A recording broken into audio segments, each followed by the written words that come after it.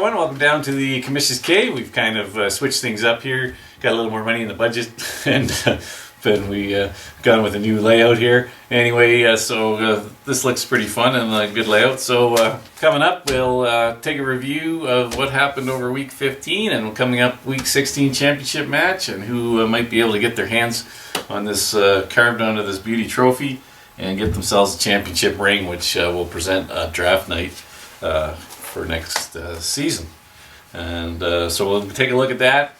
We'll take a look at the last week's scores, upcoming week. We'll get another guest appearance for a look into the upcoming matchups and let you know about the schedule for the holiday weekend. There is a change. We got lots of games on Saturday, only 2 on Sunday, and our regular Thursday and Monday Night Football.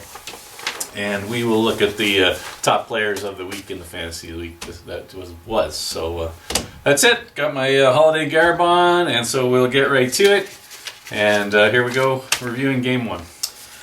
So week 15, we saw Lucas Kickers get a normal week out of Le'Veon Bell, but LeSean McCoy stepped up to lead the team to a victory over Steel Curtain, 138 to 119.5. McCoy's 36 points were enough to advance Lucas Kickers into the championship match. Step drops. There's LeSean McCoy running for the first time into the open field inside the 30-yard line. It would be his 5th year doing it. He'll get it again running right. There's 1,000 yards and more inside the 10-yard line, out of bounds at about the 5. Well, Steel Curtain got another strong performance from David Johnson, Arizona, with his 26 points, but his wide receivers and flex let him down, not breaking the 10-point mark for any of those positions. He had enough points on his bench, though, for a win over Lucas, but Lucas, her perfect lineup, still would have got her 1.5-point victory over Steel Curtain. So, still in the money hunt. Steel Curtain will advance to regroup and get the lineup right for next week. Mac Daddy revenged his regular season's loss and handed Jethro's Heroes his 6th loss in 7 weeks as he beat him 197.5 to 185. Jethro posted the 2nd highest score this week, but faced the number 1 scoring team, so couldn't get through. Mac Daddy's got solid 30-plus points from Russell Wilson and Devontae Freeman, but Brandon Cook's 47 points led Mac Daddy. As well, on the other side of the field, we saw Drew Brees put up 47 points as well to match Devontae Freeman, but not enough support from the rest of the team to get him the win. Ryan Matthews, on the bench for Jethro's Heroes, had enough points if he had been played to have gotten Jethro the win. So we have the championship matchup game then is going to be Lucas Kickers taking on Mac Daddy's Madhouse, and we'll see the battle for the 3rd place money between Jethro's Heroes taking on Division number 1 regular season winner Steel Curtain. In the there's other teams playing too category, we saw Acadian Assassins lead by Pals 27 points. The running back beat Forces Fockers. Taylor Gabriel, who I don't know who that is, wide receiver for San Francisco, put up 15 points for him. And he took the loss at 136.5 to 97.5. Missing Megatron's Johnson with 15 points from Des Bryant fell to Huey's Hogs, led by Jordy Nelson's 24 points in a low-scoring 71 to 91 victory for the Hogs. Excuse me.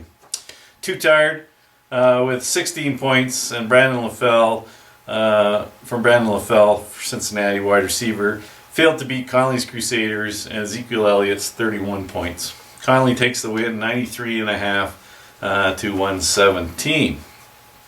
Tuscany Mayhem waited until under 3 minutes left on Monday Night Football to pull ahead and take the win over MGM 126 to 120.5. Tuscany was led by 25 points from Golden Tate with Detroit, while 35 points from Ty Montgomery, the running back for Green Bay, didn't offset the 2 zeros put up by 2 of his players on the start. Top 5 players of the week. Number 5, LeSean McCoy, also known as Shady. Buffalo running back, put up 36 points for Lucas Kickers in her win. Number 4 was Devontae Freeman. He's the Atlanta running back. He put up 37 points for Mac Daddy in his win. Number 3 was Matt Moore. Step-in quarterback in Miami for Ryan Tannehill, who's out, and he put up 41 points. He's on the waiver wire. Brandon Cook, number 2, put up for New Orleans wide receiver 47 points for Mac Daddy, and he was matched point for point by Drew Brees, quarterback, New Orleans, 47 points as well for Jethro's Heroes in his loss. For the other players, we had number 1 tight end was Charles Clay for Buffalo. He put up 20 points. He's on the waiver wire. We have defensive player was a tie between Calais Campbell for Arizona and Kewan Alexander for Tampa Bay, who put up 20 points for Jethro's Heroes and kind of made the game as close as it was going to get against Mac Daddy. Defensive special team with the Dolphins, Jethro's Heroes as well, and they had 22 points. And the kicker was Chris Boswell for Pittsburgh, and he put up 24 points, and I believe he was on waivers. So last week our picks were given to us, and review for the championship was done with my cousin Eddie. He's now picked up his RV, he's got the shitter emptied, and he's moving on to visit some other relatives. Thank God for that. He's off to see cousin Clark. So I am going to get a better analysis this year. We're going to get the new coach for the LA Rams. He's going to come in here and give us his analysis on the upcoming championship game, as well as our battle for third place. So, Coach, you want to take that? Hey, Commish, no problem. I can do this analysis for you. After all, last week we saw Cousin Eddie was only good for 3 for 6, so hopefully my predictions will be a little bit better than that. So, championship matchup coming up. We've got Lucas Kickers at number 5 position taking on number 3, Mac Daddy's Madhouse. Mac Daddy faced Lucas twice in the regular season, losing both times, 118 to 136, and he lost 103.5 to a whopping 160.5. So Lucas Kickers has outscored him on an average of 37.5 points in those matchups. Will Mac Daddy stop the sweep? Let's break down the matchup. Lucas's first choice is whether to start Cam Newton or Tyrod Taylor. Looking at today's lineups, she's already switched Cam Newton into that position and put Tyrod on the bench. I think this is the right move, as Tyrod Taylor is going to be in Miami, an interdivisional game with playoff implications for both teams on the line. And Cam Newton is going to be in hosting Atlanta in their battle too, as well, as Atlanta fights for a playoff position as well to keep one. But I do believe there's more potential for a higher scoring game in the Atlanta game, so I think Cam Newton will have the edge that way. On Mac Daddy's side of the ball, it's do or die, as he only has one quarterback on his roster at this time, as Ryan Tannehill is injured reserve, and he has Russell Wilson, who has been hit and miss for him all week. The Seahawks will be hosting Arizona in Seattle, so weather will be a factor in this game, and Russell has been hot and cold. I'm going to give the quarterback advantage to Lucas Kickers in that.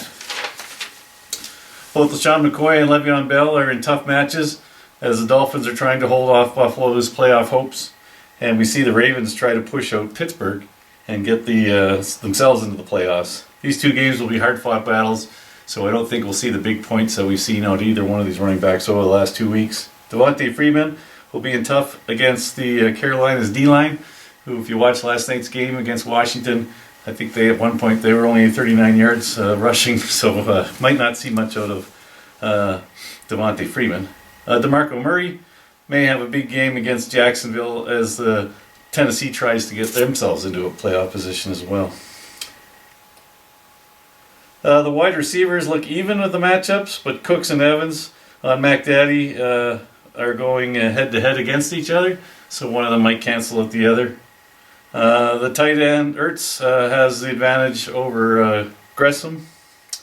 And the flex positions, they're squared off against each other, as the Raiders want to hold on to their home field advantage and get the bye in the first week.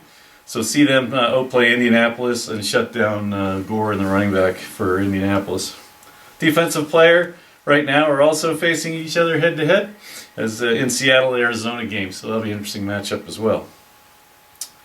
Both kickers are outside with Crosby on the frozen tundra, and so I'll give the advantage to Janikowski down in Oakland.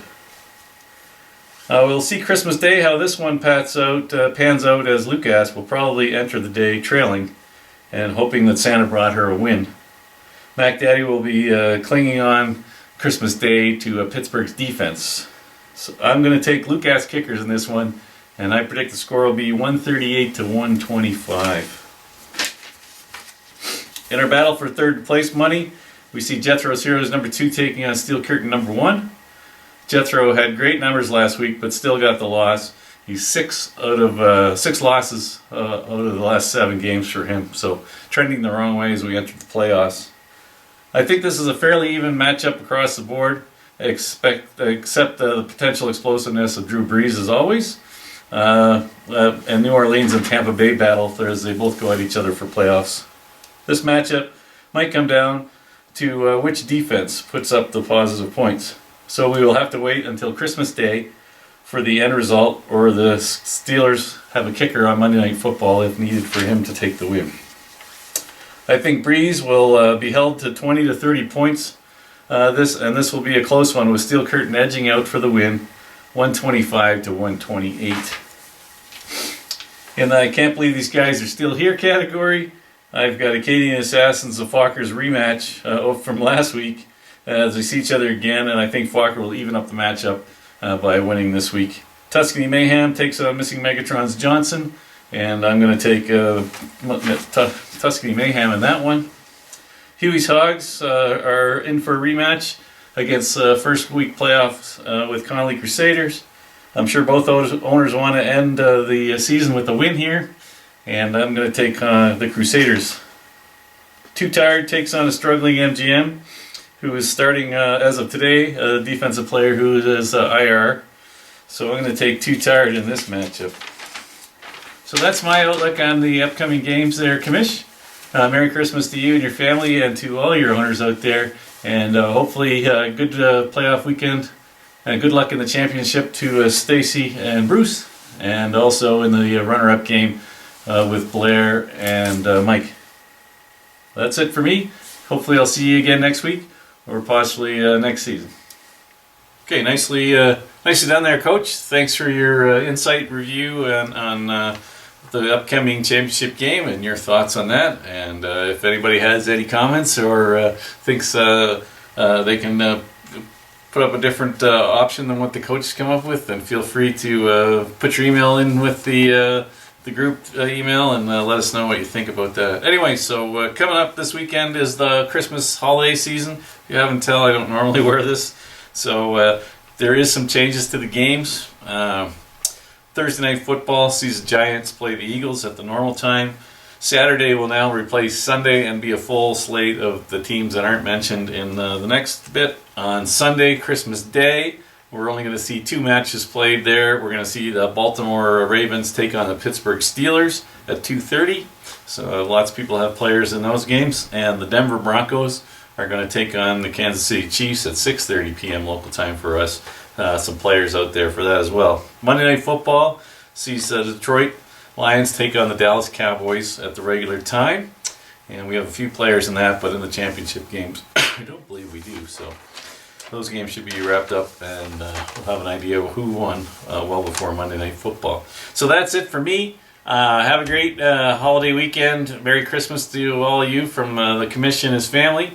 And best over the seasons. Have lots of fun with friends and family. And I will talk to you after the holiday. Monday night I'll still get out something on Tuesday, I assume.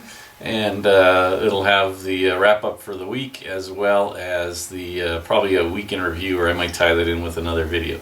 Anyway, Merry Christmas, everyone. Take care. Happy holidays, and we'll talk to you a little bit later on. Okay, good.